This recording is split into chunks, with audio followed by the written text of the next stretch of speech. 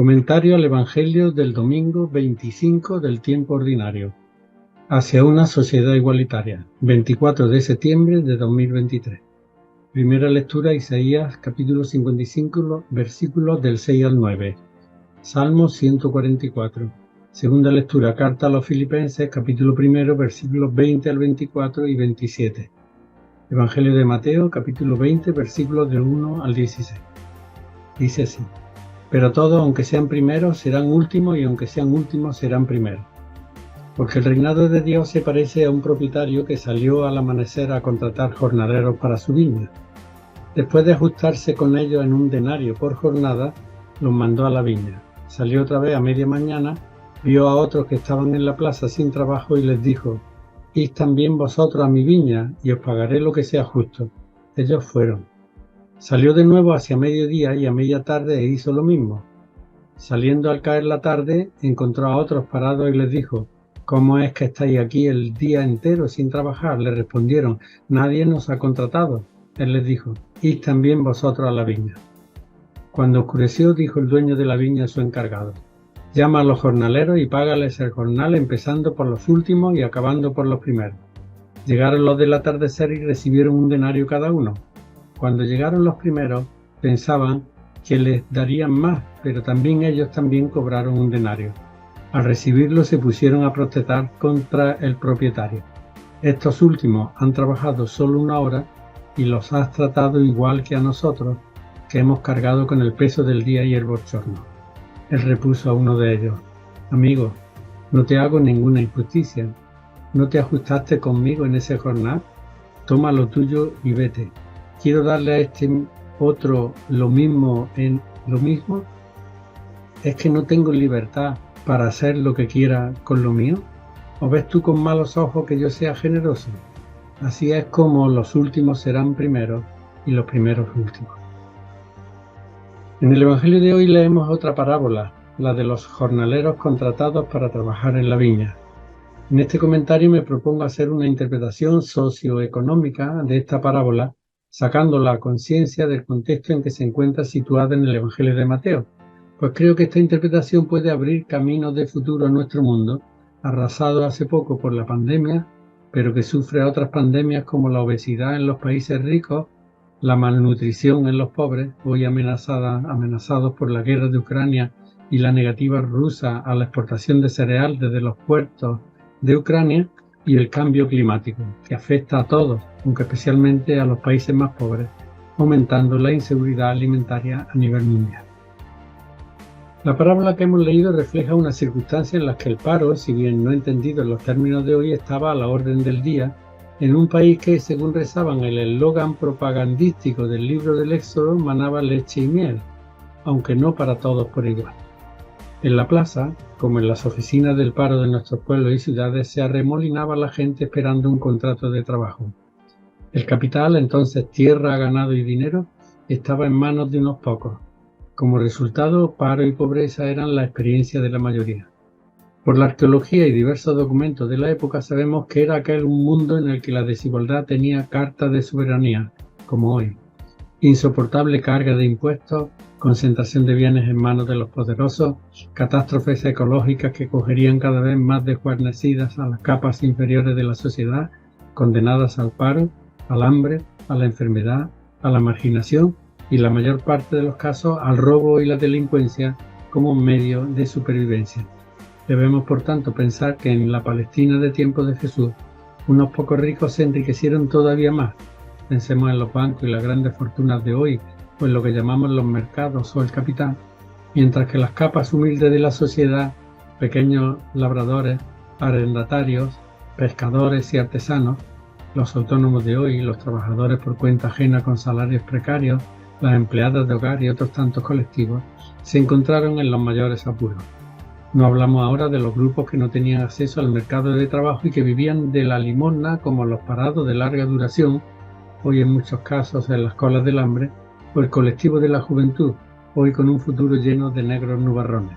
Un grupo notoriamente marginado del que dice Flavio Josefo que era terreno abonado para las arengas de los militantes de la resistencia. Hoy diríamos, para oír los cantos de sirena de la extrema derecha que ofrece soluciones simples a problemas cada vez más complejos. 7 en total son los personajes de la parábola: el propietario o dueño de la viña, su encargado, y 5 grupos que podemos considerar personajes representativos: los contratados al amanecer, a media mañana, hacia mediodía y a media tarde, y a última hora. 7 es el número de la serie completa y de la universalidad. Llama la atención un detalle: en la parábola hay trabajo para todos, ninguno se queda sin ser contratado. De estos 7 personajes son importantes desde el punto de vista narrativo solo 3: el propietario, los contratados a primera hora, al amanecer, y los llamados a última hora, al atardecer. Se forma de este modo un triángulo narrativo. Los contratados a primera y última hora forman una pareja de gemelos antitéticos con relación al propietario. El encargado, por cierto, no consideramos personaje de la parábola, sino la voz de su amo, pues en esta hace prácticamente de comparsa, quedando reducido a ejecutar la orden del propietario de pagar el jornal. Veámoslos uno a uno. El propietario pertenece a la clase de élite o de los patrones. Tiene una viña que produce una cosecha de vino, por entonces más rentable que la de trigo.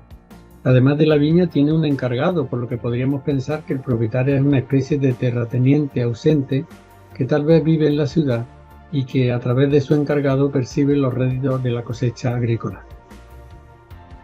Los jornaleros, por el contrario, forman parte de lo que podemos llamar la clase de los prescindibles, a quien el Papa Francisco llama los descartados de la sociedad.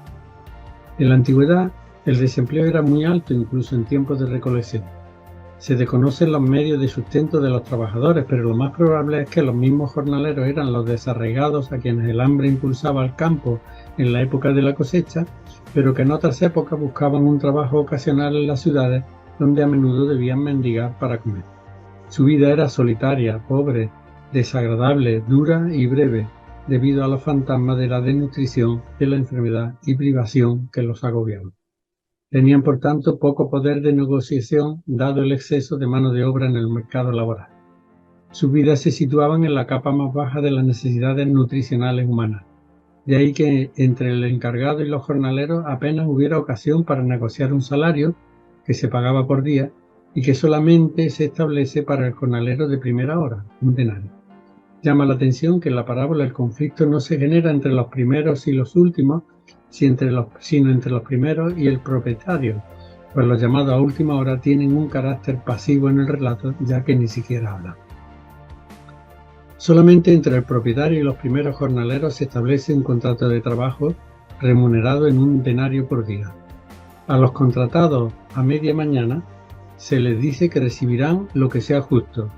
A los de mediodía y media tarde dice el texto que les hizo lo mismo. Y finalmente a los de la hora les da solamente la orden de ir a trabajar la viña sin hablar de jornal, ni mediar contrato alguno. En ningún caso se especifica el tipo de trabajo que deberá realizar cada uno.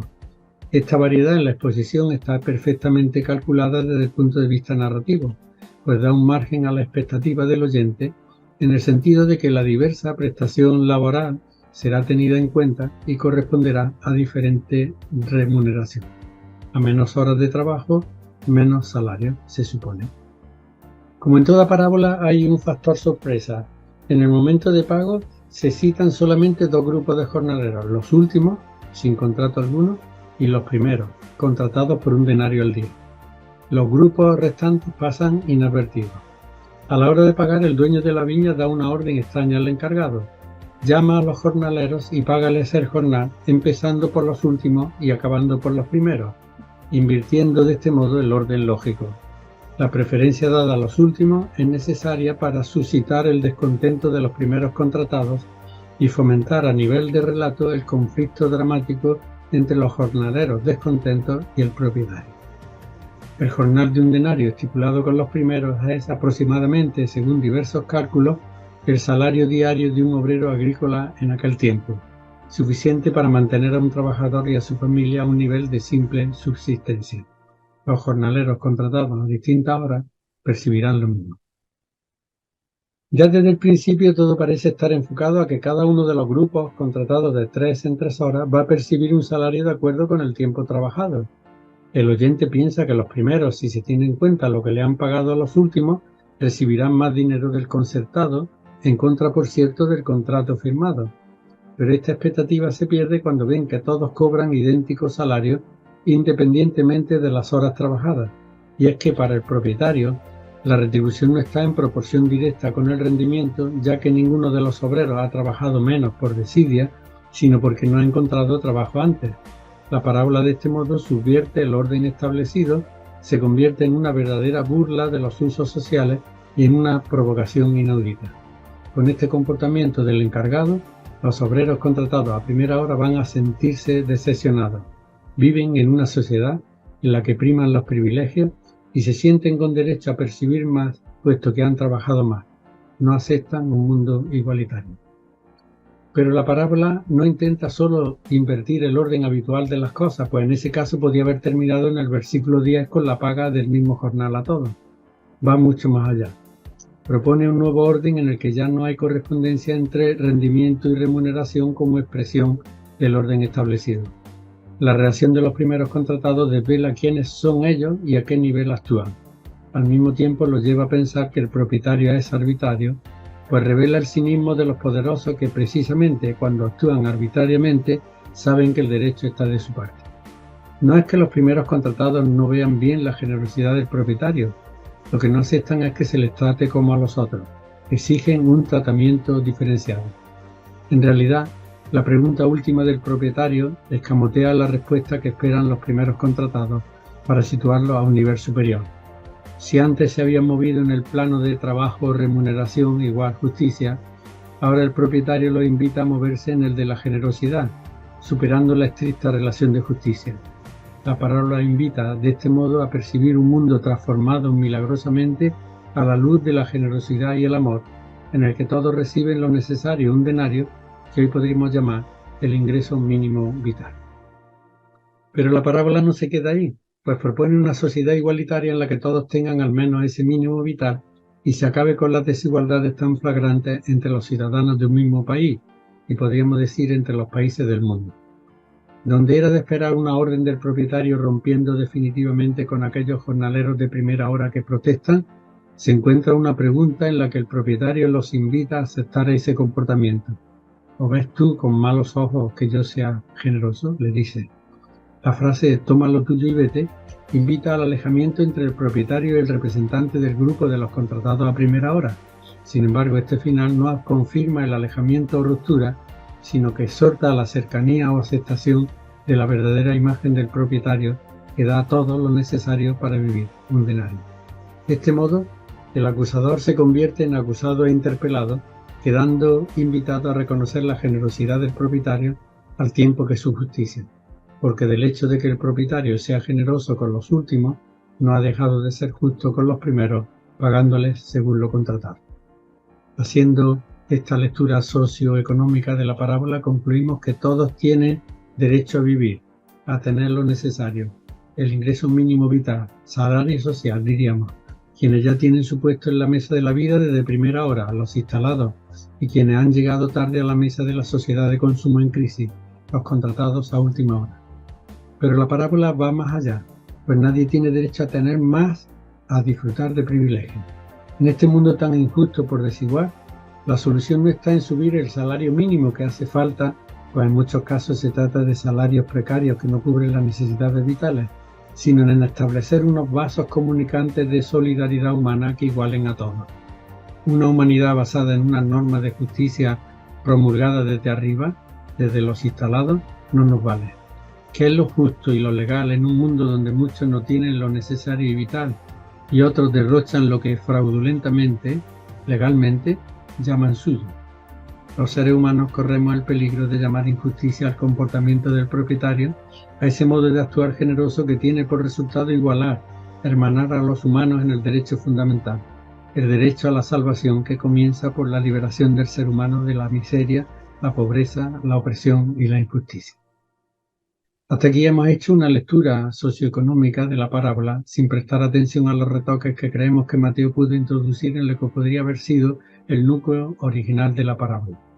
Con estos retoques o añadidos, Mateo ha convertido el relato en una alegoría, pasando a segundo lugar el marco socioeconómico del mismo. Para ello ha hecho preceder el relato de una frase característica de Mateo, porque el reinado de Dios se parece a... A partir de este momento, todos los elementos de la parábola se elevan a categorías de alegóricos.